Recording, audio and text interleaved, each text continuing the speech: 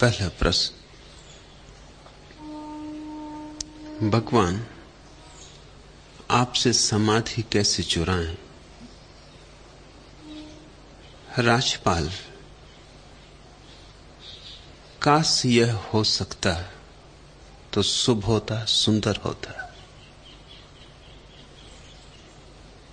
यह हो सकता तो मेरा पूरा सहयोग होता, लेकिन समाधि चुराई नहीं जा सकती। समाधि तो जगानी होती, समाधि बाहर से नहीं आती। नहीं तो कोई उपाय खोज लेते चुराने का, खरीदने का, कोई रास्ता बन जाता, फिर कोई विधि विधान निर्मित हो जाता। लेकिन समाधि बाहर से आती ही नहीं। समाधि बाहर की घटना नहीं है, समाधि कोई वस्तु नहीं है, किन्हीं तिजोरियों में बंद नहीं है, अन्यथा तिजोरियां टूट जाती। किन्हीं कटघरों में होती, सेंध लगा लेते। जमीनों में गड़ा खजाना होता, पता लगा लेते। समाधि तो तुम्हारी अंतर्दशा है, तुम हो, तुम्हारा होने का ही नाम है। एक है तुम्हारा होना सोया सोया, और एक है तुम्हारा होना जागा जागा। उस जागे जागे होने का नाम समाधि है। समझो कि कोई आदमी सोया है। क्या ये सोया आदमी किसी आदमी की जागृति चुरा सकता है? क्या ये किसी जागे हुए आदमी से जागृति भीख में पा सकता है कि मूल्य चुका सकता है? ये सोया है, इसे जागना होगा, और जागरण इसके भीतर से आएगा। जागरण की घटना आंतरिक घटना है। अंतस में दिया जलेगा तो समाधि होगी। लेकिन तुम्हारा प्रश्न प्यारा है। तुम्हारे मन में यह भाव उठा, यह भी शुभ है, सुंदर है। तुम्हारे भाव से मुझे ऐतराज नहीं। फिर चुराने की तो जरूरत तब उठती है जब समाधि छिपाई जा रही हो। समाधि तो छिपाए छिपती ही नहीं। ये तो सुबह का उगा सूरज जैसा है, इसे कैसे छिपाओगे? जब भी किसी व्यक्ति के जीवन में समाधि घटती है तो उसकी किरणें विस्तीर्ण होनी शुरू हो जाती। भीतर दिया जला, बाहर रोशनी हुई। ये एक साथ युगपत हो जाती है बात। और भी मजा है कि जिसे समाधि फलित होती है वो बांटना चाहता है, बांट नहीं पाता, यह उसकी मजबूरी है। वह देना चाहता है, लेने वाले नहीं मिलते, यह उसकी मजबूरी है। लेने वाले भी मिल जाएं तो ले नहीं सकते, क्योंकि समाधि हस्तांतरणी नहीं है। बुद्धों की पीड़ा क्या है? यही कि जिसे तुम चाह रहे हो वह उनके पास है, और अकूत, अपार, अथाह। ऐसा नहीं कि देने से चुक जाएगा, बल्कि ऐसा कि देने से और बढ़ जाएगा। बांटना चाहते हैं, दोनों हाथ उलीचना चाहते हैं, मगर फिर भी यह नहीं हो सकता। बुद्ध लाख लाख चिल्लाते, लाख लाख उपाय करते, फिर भी किसी को समाधि दी नहीं जा सकती। हां, समाधि कोई लेना चाहे तो ले सकता है, और लेने की घटना बाहर से नहीं घटती। लेने की घटना तुम्हारे भीतर ही घटती। फिर बाहर के बुद्ध का प्रयोजन क्या होता है? बाहर के बुद्ध के प्रयोजन से समाधि नहीं मिलती, प्यास मिलती। समाधि की अभीप्सा मिलती, आकांक्षा मिलती। समाधि को पाने का एक दीवानापन मिलता है। एक ऐसी विक्षिप्त दौड़ पकड़ लेती कि जब तक समाधि ना मिल जाए तब तक रुक ना सकोगे। समाधिस्थ पुरुष के पास बैठकर समाधि नहीं मिलती, नहीं मिल सकती, लेकिन समाधि घट सकती इसका आश्वासन मिलता है, इसकी आस्था मिलती, इसकी श्रद्धा उमकती, और वही सबसे बड़ी क्रांति है। सद्गुरु के पास श्रद्धा का जन्म हो जाए, और किसी तरह श्रद्धा का जन्म होता भी नहीं।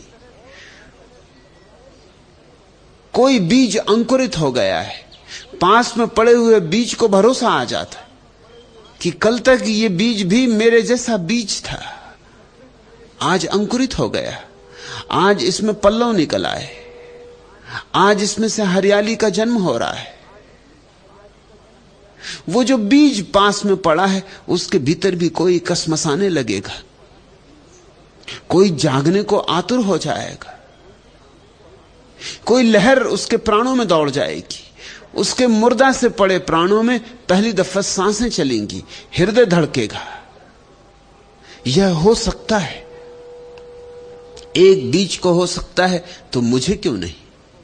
और फिर जब वो देखेगा कि पास के बीज में न केवल हरियाली आई है बल्कि फूल भी खिल गए, सुगंध भी उड़ने लगी, तो कैसे अपने को रोक पाएगा। अपने को न रोक पाने का नाम श्रद्धा है, विवश हो जाएगा, बंधा किन्हीं अदृश्य चुंबकीय तारों में खिंचा चल पड़ेगा किसी अनजान अगम पथ पर जिस पर कभी चला नहीं।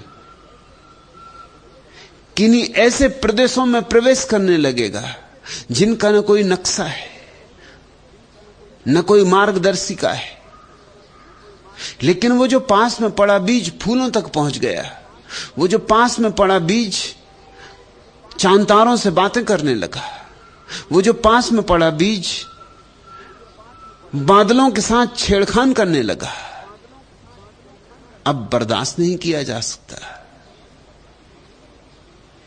अब तुम्हारे भीतर भी एक श्रद्धा उमगेगी कि जो किसी एक को हुआ है वह मेरे भीतर भी हो सकता है।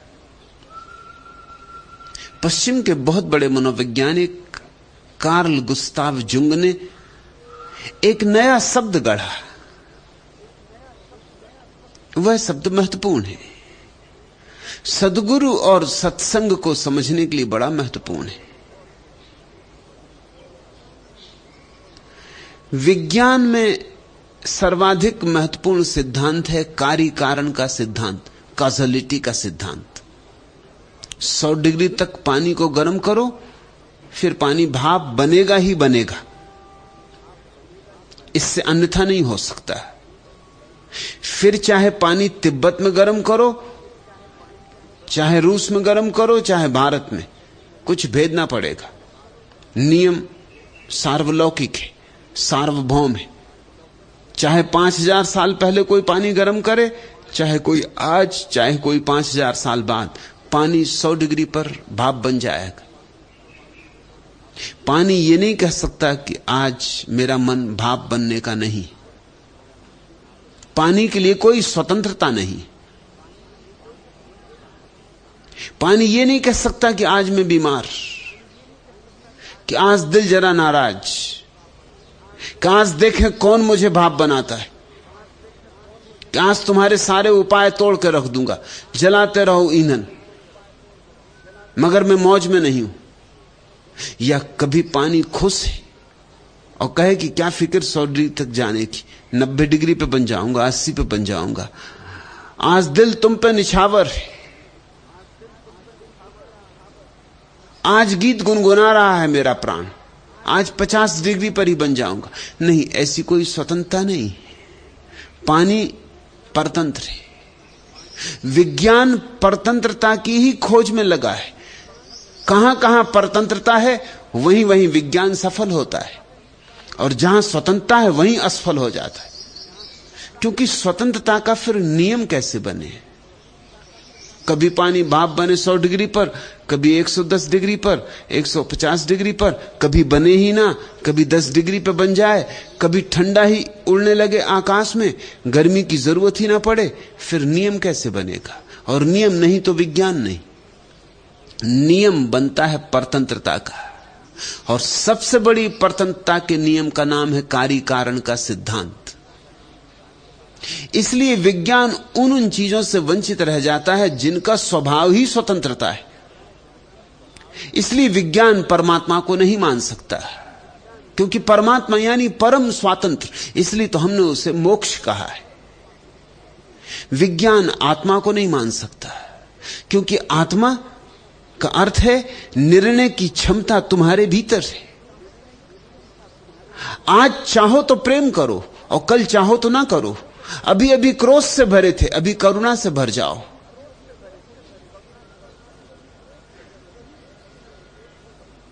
वही घटना एक को दुखी कर देती, दूसरे को सुखी कर देती। नियम कैसे बने? वही घटना आज तुम्हें सुखी करती, कल दुखी कर देती। नियम कैसे बने? सब वैसा का वैसा है, लेकिन तुम भिन्न भिन्न ढंग से व्यवहार करते हो। आकाश में चांद निकला है, पूर्णिमा की रात है, चांदी बरसती है। आकाश के चांद को देख के एक आदमी उदास हो जाता है, क्योंकि उसकी प्रेसी दूर है। और एक आदमी नाच उठता है, अपना एक तारा उठा लेता है कि अपनी बांसुरी बजाने लगता है, उसकी प्रेसी पास है।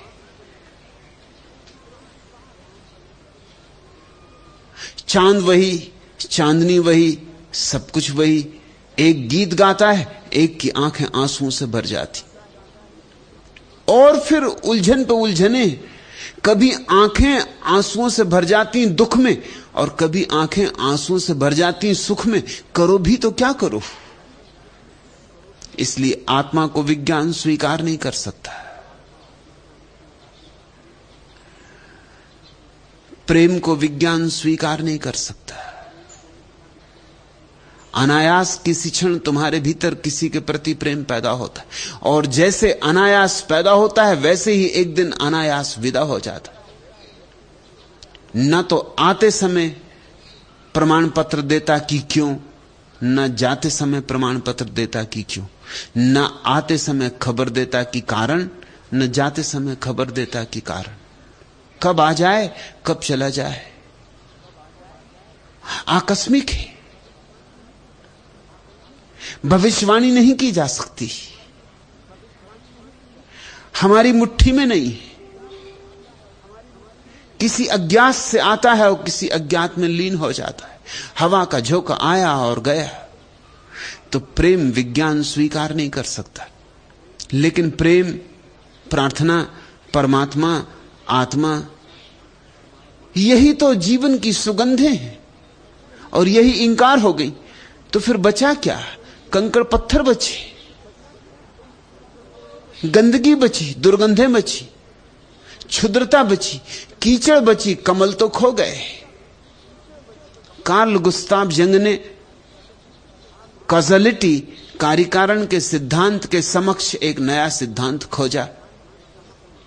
उसे नाम दिया सिंक्रोनिसिटी, समस्वरता का सिद्धांत। इस सिद्धांत को समझो, क्योंकि यह सत्संग का सार है। इसे समझे तो समाधि चुराने की बात नहीं सोचनी पड़ेगी। समस्वरता का सिद्धांत।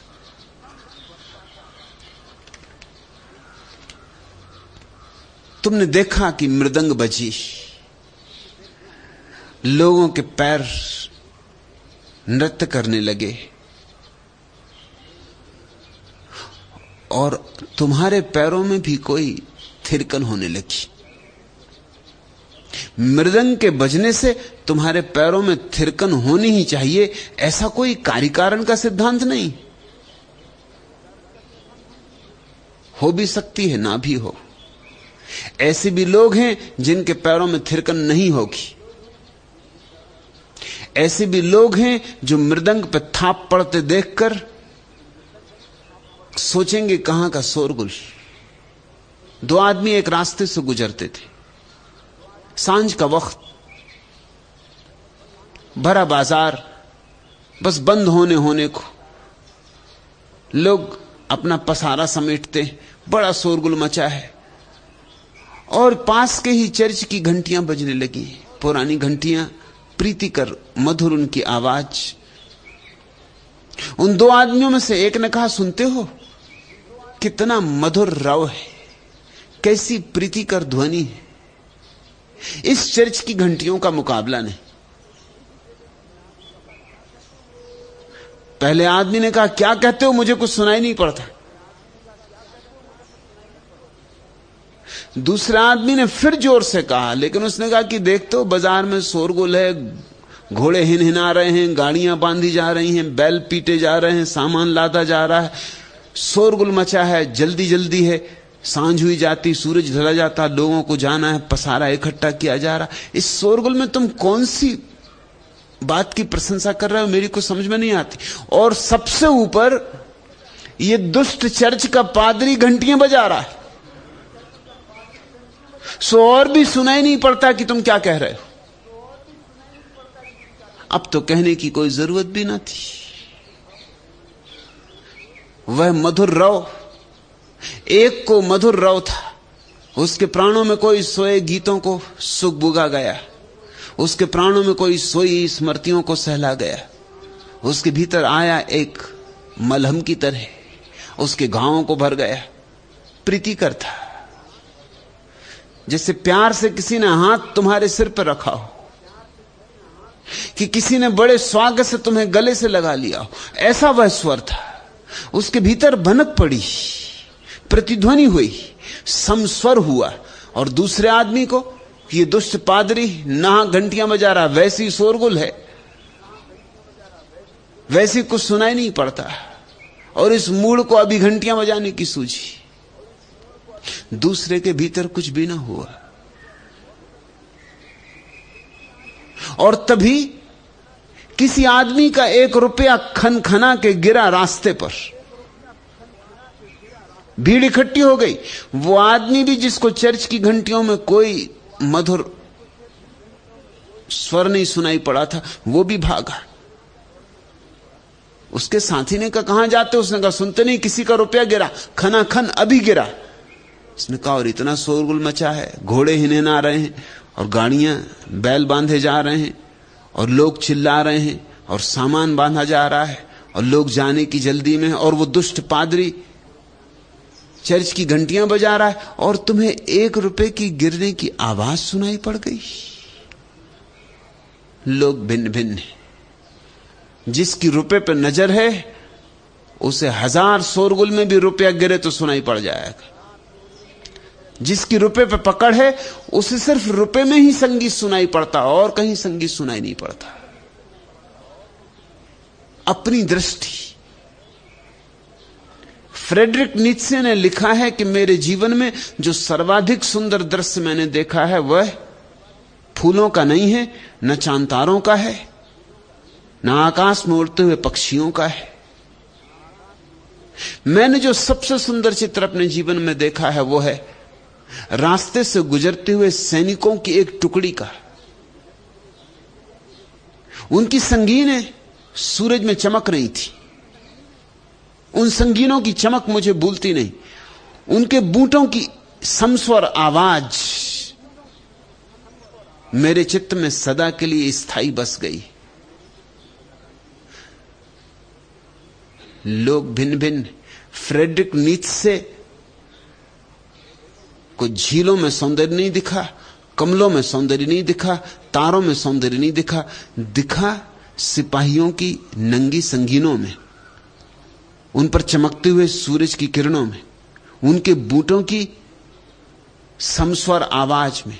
लोग भिन्न भिन्न हैं, लेकिन एक बात तय है कि तुम्हारे भीतर जिस बात के लिए द्वार होता है उससे समस्वरता पैदा हो जाती। कोई बांसुरी को सुन के एकदम भीतर गीत से भर जाता है।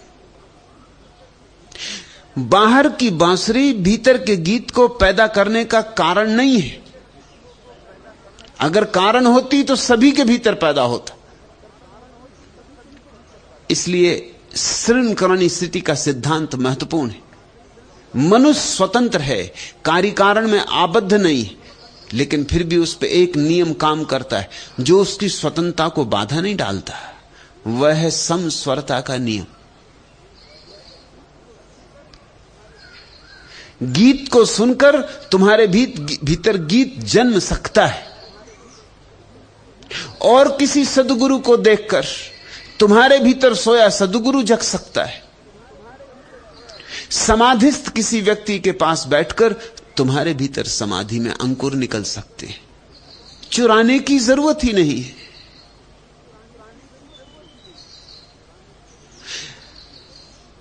चुराने की जरूरत तो तब हो जब तुम्हारे पास समाधि हो ना। समाधि तुम्हारी निजी संपदा है, तुम्हारा स्वभाव है, तुम उसे लेकर आए हो, भूल गए हो, पर खजाना तुम्हारे भीतर पड़ा है। हां, बाहर किसी को देख लोगे इसने अपना खजाना खोज लिया तो तुम भी अपने भीतर टटोलने लगोगे। समाधि को चुराने बाहर नहीं जाना है, अपने भीतर खोदना है। समाधि को उघाड़ना है। पर भाव अच्छा है, चुराने की बात उठी तो तुम्हारे पैरों में थिरकन आने लगी। चुराने की बात उठी तो तुम्हारे भीतर समस्वरता की पहली चोट पड़ी, पहला आघात हुआ। फिर हवाएं हंसी सी बहने लगी हैं, बात कुछ कहने लगी हैं। गुनगुनाती सुबह के गुनगुने साए, अनगिनत खगमुक्त पंखों पर बिछाए, उड़ रहे हैं जमी पेड़ों बीच काली, दूरियां दीवार से ढहने लगी। स्पंदनों से भर उठी है भूमि नहाई, छू दिया किसने नदी फिर थर थराई। खोखली आवाज से बजती दिशाएं, गंध से भर मौन अब रहने लगी। चलो जी लें धूप की तन में घड़ी हो, कौन जाने रात फिर कितनी बड़ी हो। यही मौसम है सफर के लिए, राहें नए सर्जन की व्यथा सहने लगी। तुम्हारे भीतर कुछ होने लगा, कुछ अंकुर टूटने को है। स्पंदनों से भर उठी है भूमि नहाई, छू दिया किसने नदी फिर थरथराई। हां, तुम्हारे भीतर कुछ थरथराया है, तुम छू दिए गए हो, तुम स्पर्शित हुए हो, तुम्हारे भीतर कुछ गतिमान हो गया है। खोखली आवाज से बजती दिशाएं, गंध से भर मौन अब रहने लगी। मौन की आकांक्षा उठी, तभी तो समाधि को चुराने का भाव उठा। भाव तो सुंदर है मगर यह हो नहीं सकता। भाव सुंदर है, चुराने की जरूरत भी नहीं, जगाने की जरूरत है। चलो जी लें धूप की तन में घड़ी हो, कौन जाने रात फिर कितनी बड़ी हो। चूकना मत इस घड़ी को, क्योंकि बहुत बार अवसर पास आते आते दूर निकल जाता है। कई बार सत्संग बैठते बैठते बैठते छिटक जाता है। कई बार तार पर हाथ पड़ा पड़ा कि संगीत उठा उठा और चूक जाता है। चलो जी लें धूप की तन में घड़ी हो, कौन जाने रात फिर कितनी बड़ी हो। यही मौसम है सफर के लिए, राहें नए सर्जन की व्यथा सहने लगी। द्वार खुला है, रास्ता सामने है, तुम्हारे भीतर आकांक्षा भी जगी। चलो, पर खोजना है भीतर, खोदना है भीतर। और अच्छा ही है कि बाहर से समाधि नहीं मिलती। अगर बाहर से मिलती तो बाहर से छीनी भी जा सकती थी, कोई दे देता और कोई छीन लेता। रामकृष्ण और विवेकानंद के जीवन में एक उल्लेख है। रामकृष्ण के आश्रम में कालू नाम का एक बहुत भोला भाला आदमी था, सीधा सरल भक्त। विवेकानंद उसकी बहुत मजाक उड़ाया करते थे। विवेकानंद ठीक उल्टे आदमी थे कालू से। तर्क, विचार, इस सब पर उनकी बड़ी श्रद्धा थी। नास्तिक से आस्तिक हुए थे, और जब भी कोई नास्तिक से आस्तिक होता है तो उसकी आस्तिकता में भी नास्तिकता की धार कायम रहती, जाती नहीं। इस जिंदगी में कुछ भी तुम जो रहे हो खोता नहीं, किसी न किसी तरह तुम्हारी नई स्थिति में रूपांतरित हो जाता है, आत्मसात हो जाता है। जिंदगी में कुछ भी गंवाया नहीं जाता, सब काम आ जाता है। अतीत खाद बन जाता भविष्य के लिए। फूल में खाद मिलेगा भी नहीं मगर है। विवेकानंद की नास्तिकता खाद बन गई थी आस्तिकता के फूल के लिए। रामकृष्ण के पास समस्वर हो उठे थे, लेकिन पुरानी आदतें थी, सोच विचार के पुराने ढंग थे, ढांचे थे, वो एकदम नहीं चले गए थे। कालू की वो बहुत मजाक उड़ाया करते थे, और बात मजाक उड़ाने जैसी थी भी, क्योंकि कालू ने अपनी कोठरी में इतने देवी देवता इकट्ठे कर रखे थे कि उसका दिन भर पूजा में निकल जाता था, शाम होते होते भोजन कर पाता था। जो मिल जाए, कहीं गणेश जी मिल गए उनको ले आया, कहीं हनुमान जी मिल गए उनको ले आया, कहीं काली माई मिल गई उनको ले आया। शंकर जियों की तो कोई कमी नहीं थी उसके कमरे में, खुद रहने की भी जगह नहीं बची थी उसको। उन्हीं देवी देवताओं के बीच किसी तरह कोठरी में सिकोड़ कर सो रहता था, और सबकी पूजा करनी और निष्ठा से पूजा करनी। ऐसी भी नहीं कि जल्दी कि गए और घंटी बजा दी सबके ऊपर और 5 मिनट में निपटा के बाहर आ गए। वो कोई नौकर नहीं था, वो कोई पुरोहित नहीं था जिसको तुम नौकरी पर रख लेते हो, जो 5 मिनट में सब निपटा के गया। और भी उसको पूजाएं करनी, और भी घरों में और भी मंदिर है। वो तो लगता सुबह 3 बजे से उठ के स्नान करके तो एक एक मूर्ति को स्नान करवाना, सजाना, भोजन लगाना, भोग लगाना, सांझ हो जाती। विवेकानंद ने कई दफे कहा कि तू ये क्या मचा रखा, अरे एक की पूजा कर ले काफी। अद्वैतवादी थे, एक पर्याप्त। मगर वो कहे कि किसको छोड़ूं, ये सब प्यारे, ये गणेश जी देखो, अब इनको छोड़ूंगा तो दिल में दुख होगा, और ये बेचारे फिर इनकी कोई पूजा करे ना करे, ये भी उदास रहेंगे। यहां देखो कैसे प्रसन्न रहते। अभी शंकर जी बैठे, अब इनको मैं छोड़ूं भी तो कहां छोड़ूं, दूं तो किसको दूं। पक्का क्या है कि इनकी चिंता की जाएगी। जैसे मां अपने बेटे की चिंता करे, ऐसी वो चिंता करता था। बीमार भी होता तो भी वो अपनी पूजा जारी रखता। पहली दफा विवेकानंद को जब ध्यान का थोड़ा सा अनुभव हुआ, निर्विचार की थोड़ी सी झलक मिली, तो उनको जो पहली बात याद आई वो याद आई कि इस निर्विचार की अवस्था में अगर मैं तीव्रता से ये विचार भेजूं कालू की तरफ कि कालू बांध पोटली में अपने सब देवी देवताओं को और डाल दे गंगा में, तो जरूर ये विचार संक्रमित हो जाएगा।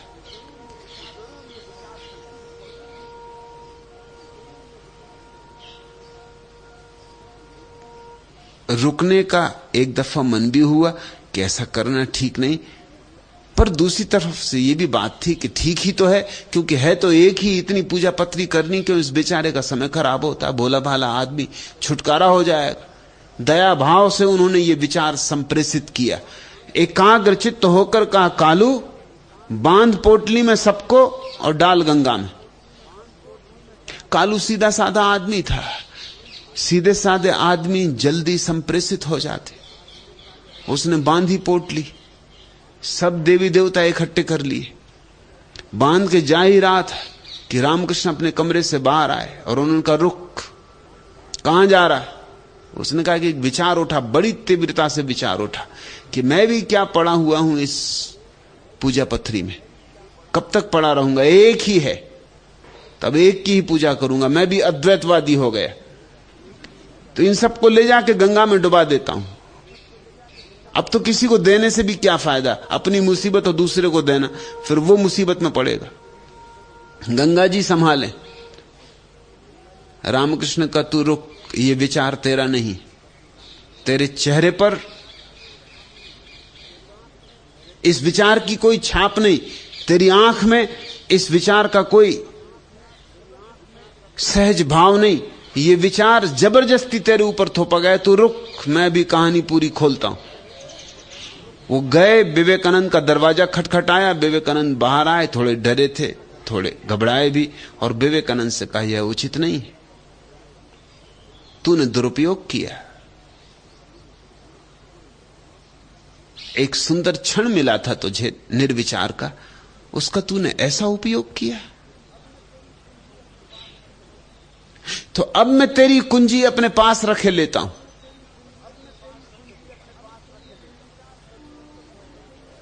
अब तुझे निर्विचार तभी उपलब्ध होगा जब तू उसका दुरुपयोग ना कर सकेगा। तब तक के लिए कुंजी मेरे हाथ रही। और जान के तुम चकित होगे कि विवेकानंद जीवन भर कोशिश करके भी फिर उस अवस्था को नहीं पा सके। मरने के 3 दिन पहले ही उनको वो अवस्था वापस मिली। अब सवाल यह है कि यह जो अवस्था थी विवेकानंद की, यह समाधि थी? अगर समाधि थी तो विवेकानंद ये नहीं कर सकते थे जो उन्होंने किया। पहली बात, कालू के साथ ऐसा दुर्व्यवहार नहीं कर सकते थे। समाधिस्थ व्यक्ति विराट हो जाता है, सभी उसके भीतर समाविष्ट हो जाते, ज्ञान भी और कर्म भी और भक्ति भी। सब धर्म, सब पंथ उसके अपने हो जाते, मंदिर भी, मस्जिद भी, गुरुद्वारा भी। उसे कुछ भेदभाव नहीं रह जाते। उसे अद्वैत और द्वैत के बीच भी कोई भेदभाव नहीं रह जाता। उसके भीतर ऐसा अद्वैत फलित होता है कि द्वैत और अद्वैत भी एक हो जाता है।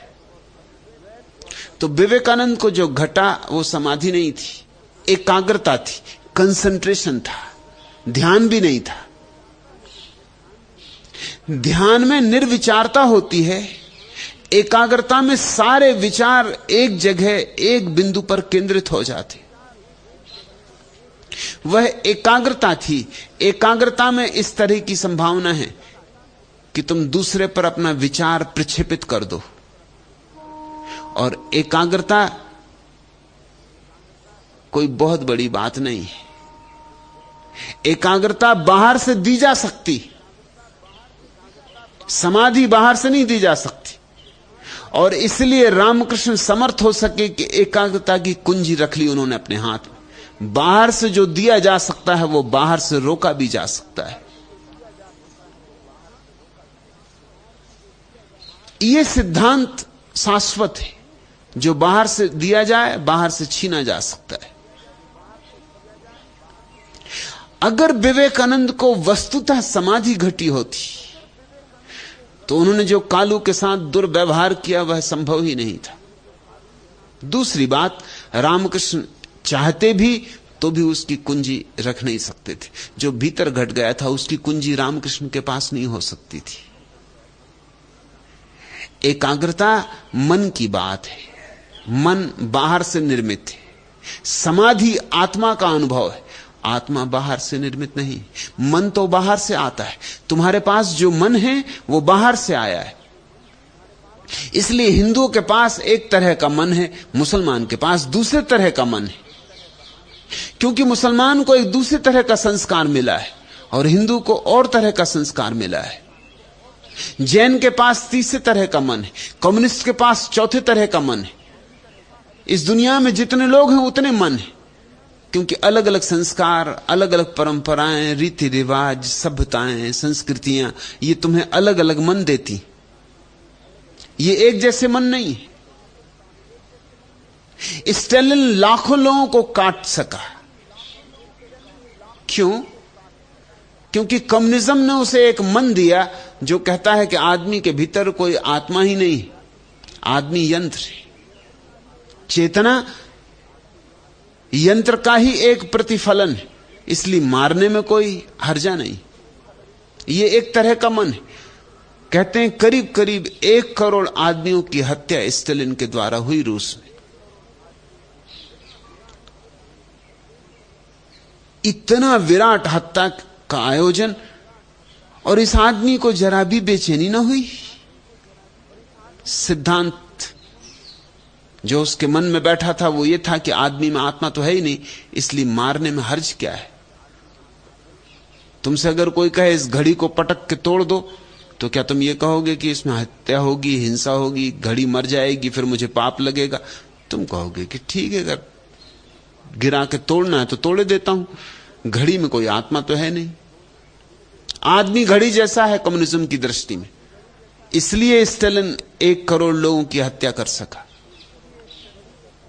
महावीर पैर फूंक फूंक कर रखते हैं कि कहीं कोई चींटी ना दब जाए। रात एक ही करवट सोते हैं कि कहीं करवट बदलने में कोई चींटी इत्यादि आ गई हो, करवट के पीछे दब ना जाए। अंधेरे में चलते नहीं कि कोई कीड़ा मकोड़ा दब ना जाए। क्यों? एक दूसरा भाव है कि आत्मा है शरीर के भीतर, चाहे शरीर चींटी का ही क्यों ना हो, फिर शरीर हाथी का हो कि चींटी का, कोई फर्क नहीं पड़ता। दोनों के भीतर एक जीवन धारा है, उस जीवन धारा को हानि नहीं पहुंचनी चाहिए। जीवन का एक सम्मान है, ये एक और तरह का मन है। दुनिया में मन तो बाहर से पैदा होते, तुम्हें सिखाया जाता है, वही तुम्हारा मन बन जाता है। मन सिखावन, शिक्षण, संस्कार है। एकाग्रता मन की घटना है। स्कूलों में एकाग्रता सिखाई जाती, प्राइमरी स्कूल से लेकर विश्वविद्यालय तक एकाग्रता पर जोर है। चित्त को एकाग्र करो। चित्त को एकाग्र करने से शक्ति आती है।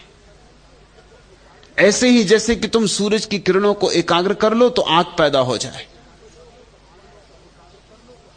और शक्ति के लोग उपासक हैं, सभी शक्ति चाहते हैं, क्योंकि सभी शक्तिशाली होना चाहते हैं। ध्यान बड़ी और बात है, ध्यान एकाग्रता नहीं है। ध्यान तो एकाग्रता से बिल्कुल उल्टी अवस्था है। एकाग्रता चंचलता के विपरीत है। चंचल चित्त में एक विचार आया, दूसरा आया, तीसरा आया, चौथा आया, भाग दौड़ मची रहती, आपाधापी चलती रहती। एकाग्रता चंचलता के विपरीत है, एक ही विचार पर टिक के रह गए। और ध्यान निर्विचार है, न वहां अनेक विचार हैं और न एक विचार है, वहां विचार है ही नहीं।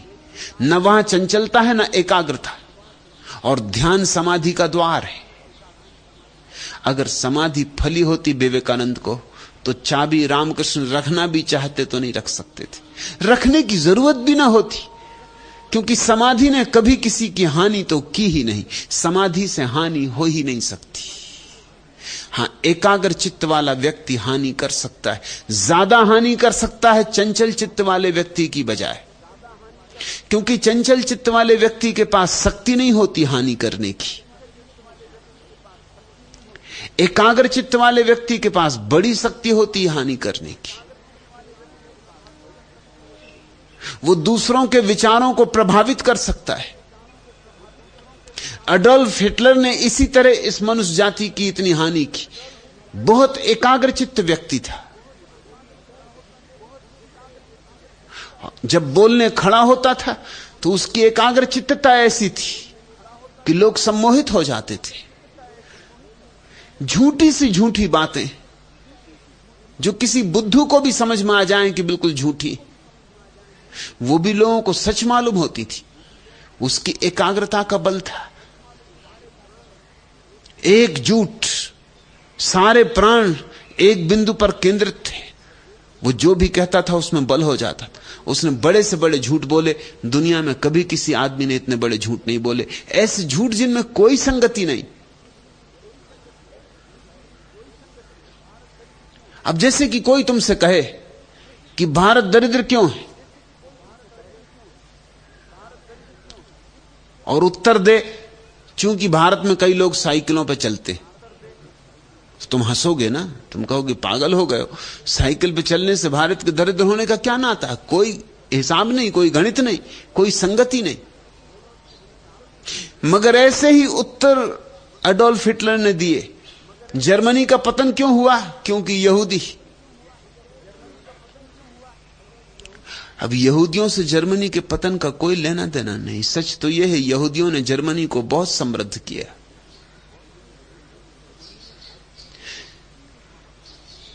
जर्मनी ने इस सदी को 3 महापुरुष दिए, तीनों यहूदी थे। Karl Marx, Sigmund Freud, Albert Einstein. इस सदी को जिन 3 लोगों ने समृद्ध किया है, वे तीनों लोग जर्मन थे और तीनों यहूदी थे। यहूदी तो जर्मनी का गौरव थे। लेकिन एडोल्फ हिटलर ने लोगों को समझाया। पहले तो लोग हंसते थे, उसके अपने मित्र ही हंसते थे, ये क्या पागलपन की बात है, इसमें कोई संबंध ही नहीं। लेकिन एडोल्फ हिटलर का एक सिद्धांत था कि झूठ को अगर बार बार दोहराया जाए तो वो सच हो जाता है। उसने अपनी आत्मकथा में लिखा है कि झूठ और सच में इतना ही भेद है। ऐसे झूठ जो बहुत बार दोहराए गए हैं सच हो जाते, बस दोहराए चले जाओ। वो दोहराए चला गया। 4-5 साल के भीतर उसने लोगों को मनवा लिया कि यहूदी ही सब उपद्रव के कारण। और तब उसने दूसरी बात शुरू की कि अगर हम यहूदियों का सफाया कर दें, बिल्कुल सफाया कर दें, तो जर्मन मुक्त हो जाएंगे इस पाप से, इस कोड़ से, और जर्मन सारी दुनिया के सम्राट हो जाएंगे और 1000 साल तक जर्मन प्रभुत्व को कोई आंच भी नहीं आएगी। इसके लिए भी लोग राजी हो गए। और जर्मनी तुम समझना कि मूढ़ों का देश नहीं है, सब सर्वाधिक सुसंस्कृत लोगों का देश है, प्रोफेसरों का देश है, शोधकर्ताओं का देश है। इतना शोधकर्ताओं का, चिंतकों का, विचारकों का, बुद्धिजीवियों का देश एडोल्फ हिटलर के चक्कर में कैसे आ गया? और इस आदमी के पास ऐसी कोई बुद्धिमत्ता नहीं थी, ना ही इसके पास कोई ऐसे महान विचार थे। मगर एक बात थी इस आदमी के पास, एकाग्रता थी।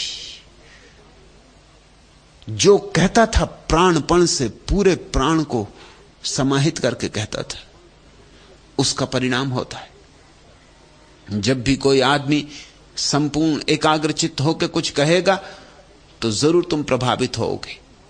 अगर ना भी कहे और एकाग्रता गहरी हो तो बिना कहे भी तुमको प्रभावित कर सकता है। तुम जरा कभी प्रयोग करके देखना, रास्ते पर चलते हुए तुम्हारे सामने कोई चला जा रहा है, अपने मन को बिल्कुल एकाग्र कर लेना उसकी चैथी पर, और जब चित्त बिल्कुल एकाग्र होने लगे तो उससे कहना है कि लौट पीछे देख, और तुम चकित हो जाओगे, वो आदमी एकदम लौट के पीछे देखेगा। तुमने जोर से कहा नहीं, ये सिर्फ तुमने मन में सोचा। ये बहुत छोटा प्रयोग है, इसे कोई भी कर सकता है। ये सम्मोहन का बहुत जाहिर प्रयोग है, उसे लौट के देखना ही पड़ेगा। वो भी चौंकेगा, तुम भी चौंकोगे। देखने का कोई कारण नहीं था, तुमने आवाज नहीं की, तुमने कहा नहीं जोर से, लेकिन तुमने चित्त एकाग्र किया। उसकी चैथी पर चित्त एकाग्र करना, क्योंकि चैथी पर एक केंद्र है जहां से एकाग्रता प्रवेश करती, जहां से कुंजियां चलाई जा सकती। रामकृष्ण ने जो कुंजी रख ली वो एकाग्रता की थी। रामकृष्ण को मानने वाले लोगों ने लिखा है जगह जगह कि वो समाधि की थी। वह बात गलत है, उन्हें समाधि का कोई पता नहीं। समाधि की कोई कुंजी न रख सकता है और न कोई दे सकता है। समाधि तो सिंक्रोनिसिटी है, समाधि तो समस्वरता है। रामकृष्ण समाधि में बैठे हैं, जो भी राजी हो पास बैठे, उठे, आंदोलित हो, उस हवा को पिए, उस गंध में नहाए, उस आयाम में थोड़ा थोड़ा सरके, रामकृष्ण के सहारे सरके, उनसे श्रद्धा ले,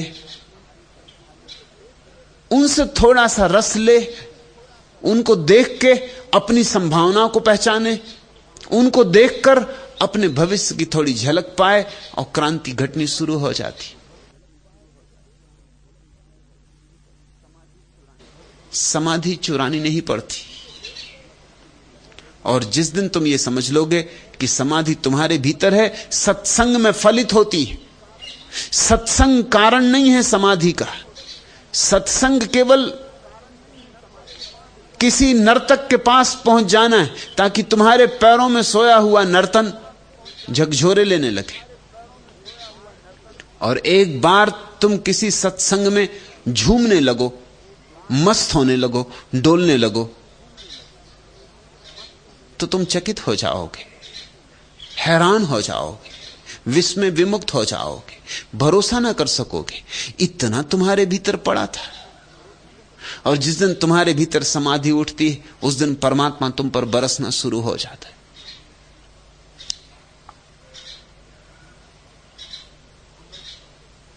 अमृत बरसता है। समाधि तुम्हारे भीतर द्वार खोल देती,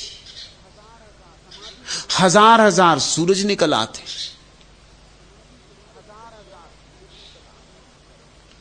अमी झरत बिकसत कमल, और इधर अमृत झरा और तुम्हारे भीतर सहस्त्र दलों वाला कमल खिला। ओ निठुर, तुमने दिया यह नेह का वरदान, हुल से आज आकुल प्राण। उन मृदुल प्रीतम चरण पर अश्रु भीने युग नयनधर। हो गया कृतकृत्य जीवन, थाम कर ही आह क्षण भर। एक त्रुटि वह युग बनी, युग बन गया क्षणमान। पीतम आज हुल से प्राण। सुघड़ सांचे में ढले हो, प्राण तुम कितने भले हो। चिर निराश्रित विकल ही को यों सहारा दे चले हो। सिहर उठा यह पड़ा था जो निरा मृिमाण। पीतम आज हुल से प्राण। विकट मेरी दूर मंजिल, राह बंधुर निपट पंकिल। है सहारा अगम मग में, तव चरण नख ज्योति झिलमिल। मिल गई यौवन निशा में, ज्योति में मुस्कान। पीतम आज हुल से प्राण। आ गए तुम यों झिझकते, विरत जीवन में हिचकते। अब बने रहना सदायों, हैं दिवस बीते सिसकते। दीन की कुटिया करेगी कौन सा सम्मान। पीतम आज हुल से प्राण। साक्त में तुम शक्ति मेरी, भक्त में तुम भक्ति मेरी। नेह योगी में सजन तुम, प्रेम में अनुरक्ति मेरी। गीत करता मैं बने तुम, मन प्रफुल्लित गान। पीतम आज हुल से प्राण। तुम्हारे भीतर द्वार खोले समाधि का कि प्यारा उतरे। प्यारा द्वार पर ही खड़ा है, मगर द्वार है कि बंद। बंद, सदियों से बंद, जन्मों से बंद, इतने दिनों से, इतने लंबे युगों से बंद कि तुम भूल ही गए हो कि तुम्हारे भीतर द्वार है। मेरे पास बैठ के तुम्हें द्वार की याद आ जाए बस।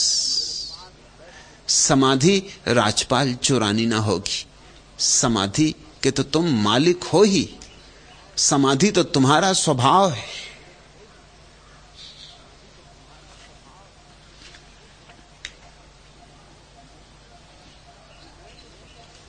दूसरा प्रश्न, मैं तो परमात्मा की याद बहुत करता हूं, लेकिन मन में प्रश्न उठता है कि परमात्मा भी कभी मेरी याद करता है या नहीं।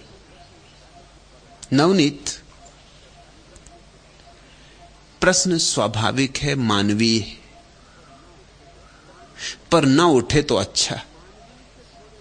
मानवीय से थोड़े ऊपर उठो तो अच्छा। परमात्मा की याद